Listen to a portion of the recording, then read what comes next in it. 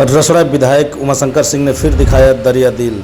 बताते चले कि जितेंद्र उर्फ पंकज यादव शहीद के घर पहुंचकर दिया श्रद्धांजलि और वहीं 2 लाख रुपये का आर्थिक मदद चेक के माध्यम से दिया। वहीं उनके बच्चों को भी उन्होंने गोद लिया, पढ़ाई का पूरा जिम्मा लिया।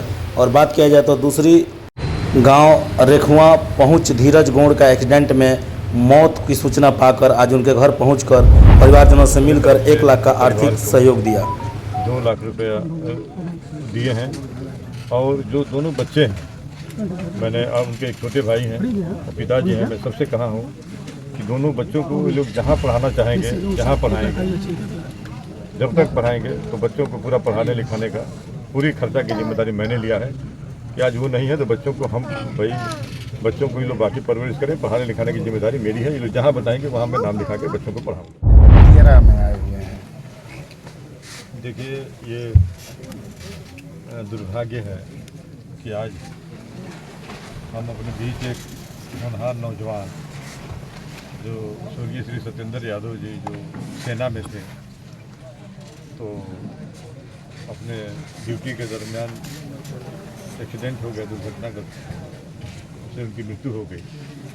आज उनके परिवार में आया हूँ शोक संपूर्ण व्यक्त करने के लिए और प्रभु से प्रार्थना किया हूँ कि प्रभु इस दुख की घड़ी में उनके परिवार को दुख सहने की क्षमता प्रदान करने की कृपा करें। और मैं भी अपनी तरफ से पुष्पांजलि अर्पित किया हूँ। और उनके देखिए कितने प्यारे हमारे उनके 2 बच्चे हैं, एकदम महान नौजवान, क्या पिताजी हैं। तो मैंने क्योंकि अब उनको तो हम नहीं ला सकते, ये उन्हीं को कोई नहीं टाल सकता, लेकिन जो हो गया अब उसमें हम लोग अब तो भाई घर के एक कमासुत वही व्यक्ति थे। तो आज हम अपने तरफ से परिवार को 2 लाख रुपया दिए हैं। और जो दोनों बच्चे हैं, मैंने अब उनके एक छोटे भाई हैं और पिताजी हैं, मैं सबसे कहा हूँ कि दोनों बच्चों को ये लोग जहाँ पढ़ाना चाहेंगे जहाँ पढ़ाएंगे, जब तक पढ़ाएंगे तो बच्चों को पूरा पढ़ाने लिखाने का पूरी खर्चा की जिम्मेदारी मैंने लिया है कि आज वो नहीं है तो बच्चों को हम बच्चों को ये लोग बाकी परवरिश करें, पढ़ाने लिखाने की जिम्मेदारी मेरी है। ये लोग जहाँ बताएंगे वहाँ मैं नाम लिखा के बच्चों को पढ़ाऊँगा।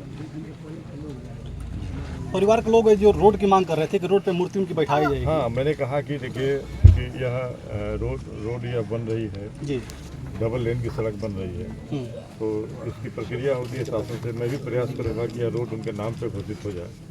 और मैं कहा कि जहाँ ज़मीन दीजिए, मूर्ति बनवा करके जो मूर्ति लगानी होगी तो मैं अपने तरफ से मूर्ति उनकी जो है बनवा के मूर्ति जो है मैं लगवाऊँगा। ये मैंने कहा है कि आप जगह ज़मीन दीजिए, कोशिश होगी कि रोड का भी नाम उनके नाम पर हो जाए, सही सत्येंद्र यादव हैं उनके नाम से रोड हो जाए।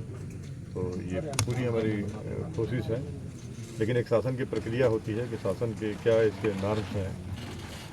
अभी मेरा यही प्रयास है कि मैं अभी जब भी मिलूँगा शासन माननीय मुख्यमंत्री से मिल करके आग्रह करूँगा कि इनके परिवार की आर्थिक मदद भी शासन द्वारा किया जाए। ये मेरी हमारी मांग रहेगी सरकार से।